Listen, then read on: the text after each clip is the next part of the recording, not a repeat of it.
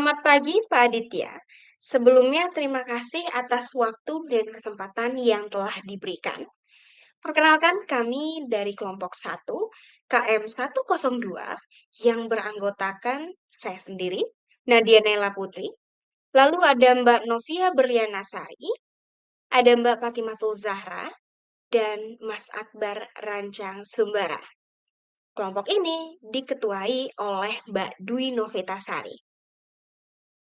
Di sini kami akan mempresentasikan hasil dari proposal kami yang berjudul Membangun Budaya Digital Positif melalui Program Literasi TIK. Studi kasus pencegahan cyberbullying dan hate speech di kalangan mahasiswa Universitas Siber Asia. Baik, adapun nama-nama yang akan membacakan slide-slide yang berikutnya. Mulai dari slide yang pertama sampai dengan yang keempat akan dibacakan oleh saya, Nadia Naila Putri. Lalu pada slide yang kelima sampai dengan yang kedelapan akan dibacakan oleh Mbak Novia Berlianasari. Slide yang ke-9 sampai dengan yang ke-12 akan dibacakan oleh Mbak Fatimatul Zahra. Slide yang ke-13 sampai dengan yang ke-17 akan dibacakan oleh Mas Akbar Rancang Sumbara. Lalu yang terakhir, slide yang ke-18 sampai dengan yang ke-23 akan dibacakan oleh Mbak Dwi Novitasari. Baik, langsung saja kita masuk ke dalam materinya. Perkembangan teknologi dan media sosial. Seperti yang telah kita ketahui, pada saat ini produksi informasi tidak hanya terbatas pada lembaga media tertentu, melainkan semua masyarakat memiliki kesempatan yang sama untuk menciptakan dan memenuhi informasi. Seperti referensi atau sumber yang telah kami dapatkan, yaitu dari Nasrullah pada tahun 2015, yang menyatakan bahwa media sosial adalah jenis media internet yang memungkinkan penggunanya untuk menampilkan diri, berinteraksi, berbagi, bekerja sama, dan berkomunikasi dengan pengguna media lainnya, serta membentuk hubungan sosial dalam bentuk virtual. Adapun contoh-contoh media sosial yang pastinya sudah tidak asing bagi kita dan saya yakin sebagian besar dari kita menggunakannya. Di antara lain yaitu ada Facebook, Instagram, WhatsApp, TikTok, YouTube, Twitter, dan Blogger. Secara berangsur-angsur, teknologi informasi dan komunikasi semakin menjadi fokus utama dalam pendidikan dan sektor-sektor organisasi lainnya. Adapun riset yang telah kami dapatkan dan telah kami tuang dalam bentuk tabel, di sini ada tabel digital 2024-2025 Global Overview Report yang diterbitkan oleh Hootsuite dan We Are. Ada indikator total populasi dengan jumlah perkiraan sebanyak 277 juta jiwa dengan persentase sebanyak 100%.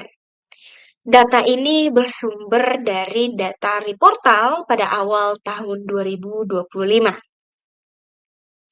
Lalu ada total pengguna internet dengan jumlah perkiraan 212 sampai dengan 221 juta pengguna dengan persentase sebanyak 77 sampai 80%.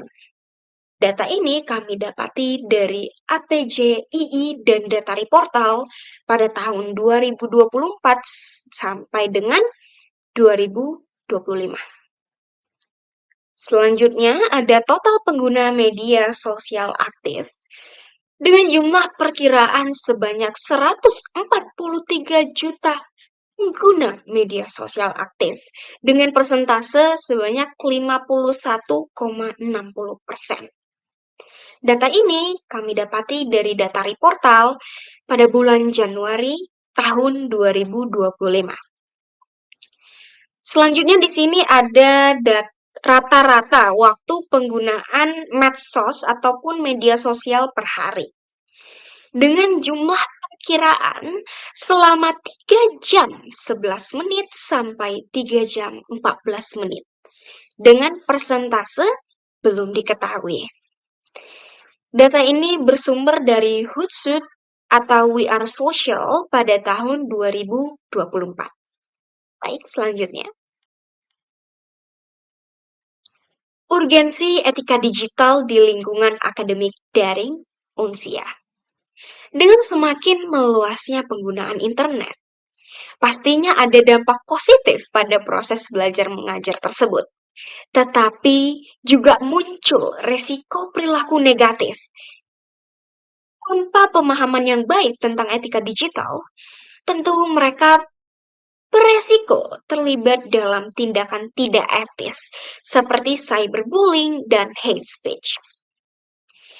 Nah, oleh karena itu, pendidikan etika digital perlu diterapkan di lingkungan akademik daring untuk mempersiapkan generasi yang cerdas dalam menggunakan teknologi. Di sini kami telah melakukan riset dan telah kami letakkan pada bentuk tabel. Di sini ada platform dengan peringkatnya dan dengan jumlah penggunanya. Di peringkat pertama ada platform YouTube dengan jumlah pengguna sebanyak 139 sampai 143 juta pengguna. Sumber ini kami dapati dari rri.detik.com, data Reportal pada tahun 2024 sampai 2025. Di peringkat kedua ada Instagram dengan total jumlah pengguna sebanyak 122 juta pengguna. Data ini bersumber dari detik.com, RRI Data Reportal pada tahun 2024 sampai 2025. Lalu ada Facebook yang menempati peringkat ketiga dengan jumlah pengguna sebanyak 118 sampai 122 juta pengguna. Data ini bersumber dari detik.com, RRI Data Reportal pada tahun 2024 sampai 2025. Yang keempat, ada WhatsApp dengan total jumlah pengguna sebanyak 116 sampai 118 juta pengguna. Data ini bersumber dari RRI Data Reportal tahun 2024. Lalu ada TikTok yang menempati peringkat terakhir nih, peringkat kelima. Dengan total jumlah pengguna sebanyak 89 juta pengguna. Data ini bersumber dari RRI Data Reportal pada tahun 2024. Baik, slide selanjutnya akan dijelaskan oleh rekan saya, yaitu Mbak Novia Berliana Sari. Baik, slide selanjutnya kita akan bahas dampak dari cyberbullying dan juga hate speech, dampak negatifnya tentunya. Yang pertama adalah cyberbullying, masalah kesehatan mental, kehilangan harga diri, gangguan tidur dan juga konsentrasi, perilaku ekstrim yang dapat berujung pada bunuh diri, dan yang terakhir dampak jangka panjang tentunya bagi korban. Kita bisa lihat tabel di bawah ini. Ada 25,9% korban dan ada juga mahasiswa di dalamnya pernah menjadi korban cyberbullying. Angka pelakunya 13% dan beberapa responden pernah mengaku menjadi pelaku dari cyberbullying. Bentuk utamanya kebanyakan 58,5% melalui sosial media tentunya. Lalu kita masuk ke hate speech. Dampak negatifnya yaitu kerusakan psikologis, kesenjangan sosial, memicu diskriminasi dan konflik, dan yang terakhir merusak fondasi pendidikan. Kita bisa lihat tabel di bawah ini, sebanyak 77% dari partisipan mahasiswa UI mengaku pernah terlibat dalam cyberbullying, baik menjadi korban maupun pelaku. Karakteristiknya kebanyakan mahasiswa perempuan, usianya 20-25 tahun, dan tentunya pengguna aktif internet. Kebanyakan 21-42 jam per minggu, atau bisa juga lebih banyak dari yang terlibat. Kita masuk ke manfaat efektivitas program literasi TIK dalam mencegah cyberbullying dan hate speech di kalangan mahasiswa, kampus, dan juga masyarakat. Yang pertama adalah mahasiswa, adanya peningkatan kesadaran dan pemahaman, kemampuan berpikir kritis, keterampilan melindungi diri, dan perilaku daring yang etis. Dan manfaat bagi kampus, yaitu terciptanya lingkungan akademik yang aman dan inklusif, peningkatan reputasi institusi, optimalisasi proses pembelajaran, dan pengembangan kebijakan yang efektif. Sedangkan bagi masyarakat, manfaatnya adalah kontribusi lingkungan daring yang sehat, pencegahan eskalasi konflik sosial, peningkatan kepercayaan publik, dan membangun warga digital yang bertanggung jawab. Kita masuk ke definisi literasi TIK. Literasi TIK adalah kemampuan seseorang dalam menggunakan teknologi digital, alat komunikasi, dan jaringan untuk mendefinisikan, mengakses, mengelola, mengintegrasikan, mengevaluasi, menciptakan, dan menyampaikan informasi dengan baik dan sesuai dengan hukum. Baik, untuk slide selanjutnya akan disampaikan oleh teman saya, Zahra. Baik, selanjutnya saya akan memaparkan tentang konsep dasar literasi TIK dan komponen literasi digital. Dalam literasi TIK, ada beberapa konsep dasar yang perlu dipahami. Pertama, pengolahan data adalah proses mengubah data menjadi informasi yang berguna. Kedua, jaringan komputer menghubungkan perangkat komputer dan alat komunikasi lain untuk berbagi data dan sumber daya seperti printer, scanner, dan lainnya. Ketiga, komunikasi berarti proses mengirim dan menerima informasi melalui media seperti internet, telepon, atau jaringan komunikasi lain.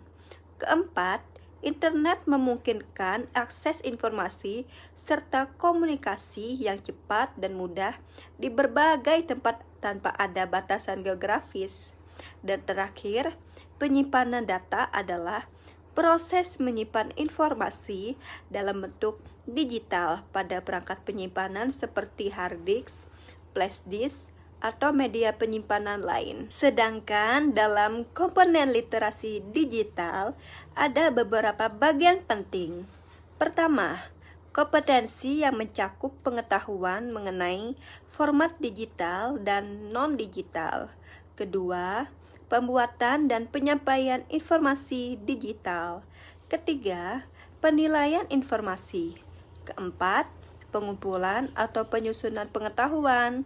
Kelima, literasi informasi, dan terakhir, literasi media. Kedua, etika, yaitu kemampuan seseorang untuk memahami, beradaptasi, dan menerapkan norma-norma etika saat menjelajahi ruang digital. Salah satu contoh etika adalah tidak menyebarkan informasi palsu, yang juga berarti menghindari perilaku perundungan di dunia maya. Dan terakhir, keamanan mengajarkan individu untuk menyadari serta menghadapi risiko cyber seperti pencurian data, peretasan, dan kebocoran informasi pribadi. Dengan pemahaman keamanan digital yang membantu pengguna menyadari pentingnya password yang aman, autentikasi 2 langkah, dan pengelolaan izin aplikasi agar informasi pribadi terlindungi. Demikian presentasi dari saya. Selanjutnya akan dilanjutkan oleh Kak Akbar untuk membahas topik selanjutnya. Terima kasih. Oke, selanjutnya Karakteristik budaya digital literasi. Yang pertama, budaya digital positif sebagai dasar untuk interaksi sehat di dunia maya, merujuk pada cara penggunaan teknologi yang aman, bertanggung jawab, produktif, dan sejalan dengan nilai sosial. Yang kedua, literasi digital sebagai dasar untuk budaya digital positif, karena melibatkan keterampilan kognitif, teknis, dan etis dalam menggunakan teknologi. Ketiga, etika digital dan tanggung jawab sosial sebagai karakter utama. Para pengguna harus memahami cara melindungi privasi, menghormati hak orang lain, dan menghindari perilaku negatif seperti cyberbullying. Keempat, kemampuan memilih informasi dan kesadaran terhadap resiko digital. Pengguna harus peka terhadap ancaman yang mungkin muncul seperti pencurian informasi, pengubahan fakta, dan penipuan online. Dengan meningkatkan keterampilan evaluatif, individu dapat menghindari efek buruk dan memanfaatkan teknologi dengan lebih aman. Oke, selanjutnya ada peran institusi pendidikan dan pembentukan budaya digital. Institusi pendidikan menempati posisi vital sebagai katalisator utama dalam membentuk budaya digital yang sehat dan produktif di masyarakat Indonesia. Transformasi digital yang berlangsung pesat menuntut lembaga pendidikan untuk tidak hanya mengajarkan keterampilan teknis, tapi juga untuk penggunaan teknologi, tetapi untuk membentuk karakteristik dan sikap yang tepat dalam berinteraksi di ruang digital. Isu sosial di ruang digital. Cyberbullying adalah bentuk pelecehan yang dilakukan melalui internet atau perangkat digital seperti mengirim pesan menghina atau menyebarkan rumor yang berbeda dari bullying fisik karena dapat terjadi kapan saja dan sulit dilacak. Cyberbullying dapat berupa flaming, online harassment, cybertalking, degradation, mass quoting, dan exclusion. Oke, selanjutnya isu sosial di ruang digital. Hate speech atau ucapan penghinaan kebencian merupakan tindakan komunikasi yang dilakukan oleh individu atau kelompok dalam bentuk provokasi hasutan atau hinaan terhadap individu atau kelompok lain berdasarkan berbagai aspek seperti ras, warna kulit, etnis, gender, cacat, orientasi seksual, kewarganegaraan, agama, dan lainnya. Cara menghindari perilaku hate speech, penyediaan edukasi tentang etika media kepada masyarakat, pengarahan pola penggunaan media sosial secara bijak, penyampaian pemahaman kepada korban dan sanksi untuk melaporkan kejahatan terkait kebencian. Oke, slide selanjutnya ada pendekatan dan jenis program atau penelitian. Jenis penelitian yang digunakan adalah kuantitatif dengan pendekatan deskriptif. Metode yang digunakan adalah survei kuesioner. Penelitian deskriptif adalah suatu metode yang digunakan untuk menggambarkan atau menganalisis suatu hasil penelitian tetapi tidak digunakan untuk membuat kesimpulan yang lebih luas. Survei kuesioner adalah teknik pengumpulan data dengan cara memberikan serangkaian pertanyaan atau pertanyaan tertulis kepada responden untuk dijawab. Untuk selanjutnya, kita akan membahas tentang tempat dan waktu pelaksanaannya. Untuk penelitian ini sendiri, kita lakukan pada tanggal 22 November 2025 kemarin, dan untuk proses pengambilan datanya, kita melakukan pengumpulan data dan dilakukan secara online melalui Google Form, dan menggunakan angket atau kuesioner, dan dianalisis menggunakan teknik analisis deskriptif kuantitatif. Untuk linknya sendiri, bisa kita lihat di pojok kanan PowerPoint ini, dengan judul Kuesioner Studi Kasus Pencegahan Cyberbullying dan Hate Speech di kalangan mahasiswa Universitas Cyber Asia. Untuk subjek program atau populasi dan sampelnya sendiri, itu kita tujukan pada seluruh mahasiswa usia dari berbagai fakultas untuk berpendapat dan mengisi jawaban pada survei kuesioner mengenai pembahasan kasus cyberbullying dan hate speech yang terjadi di kalangan mahasiswa. Dan kami telah mengumpulkan jawaban dari 32 responden yang merupakan mahasiswa aktif Unsia dari berbagai jurusan. Dan di bawah ini sudah kami lampirkan kolom hasil analisis kami yang kami bagi menjadi 2 pernyataan, yaitu ada dampak serius pada kasus pertama dan ada efektivitas Undang-Undang ITE pada kasus kedua. Dan sebagian besar presentasinya kita dapat melihat hasilnya di hasil presentase ini.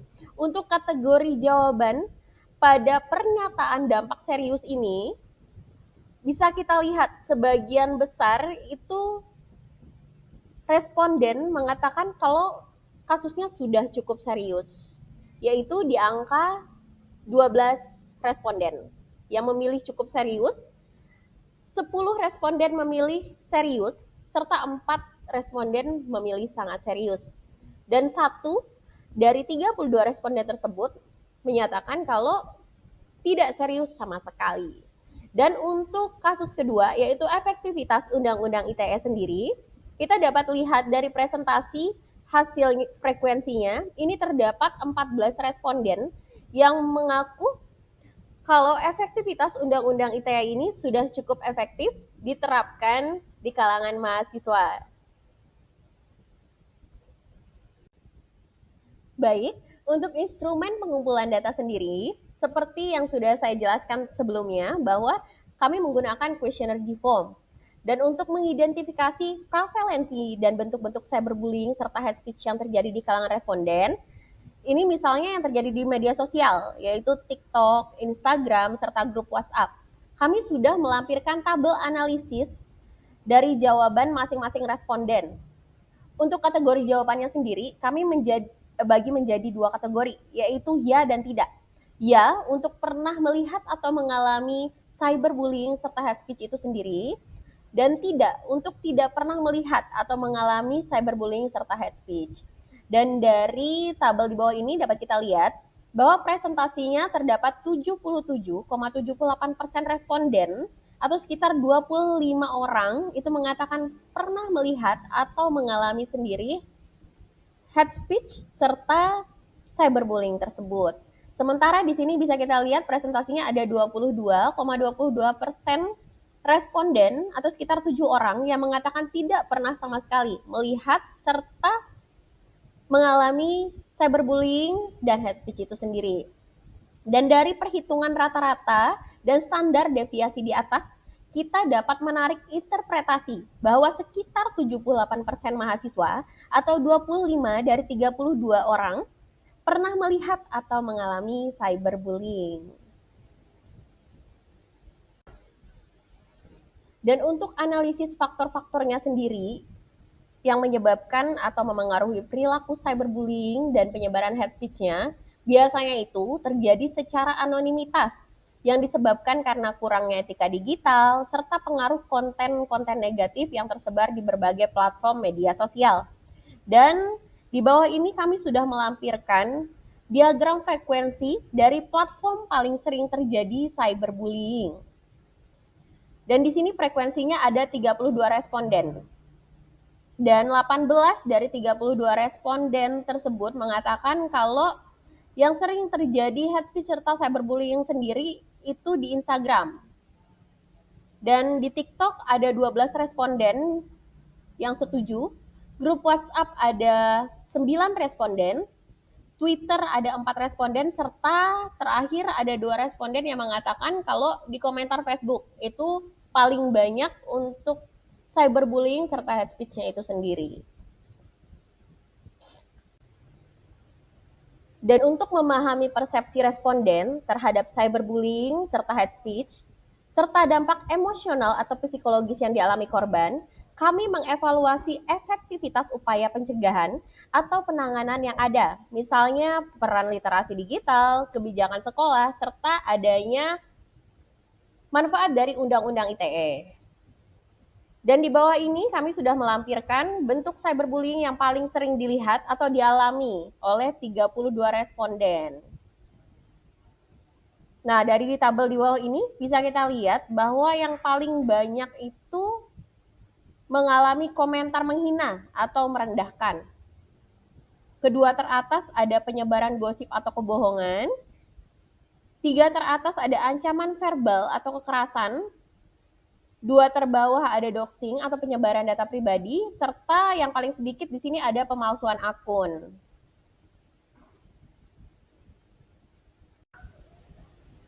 Dan untuk kesimpulan serta rekomendasi dari analisis kami kali ini, kami membaginya menjadi 3 poin penting. Yang pertama adalah tingginya minat edukasi. Mayoritas mahasiswa, sekitar 87,5% dari 32 responden, menyatakan sangat tertarik untuk mengikuti program literasi TIK ini, yang menunjukkan adanya kesadaran atas pentingnya isu-isu ini. Yang kedua, itu tentang kebutuhan mendesak untuk 3 pilar.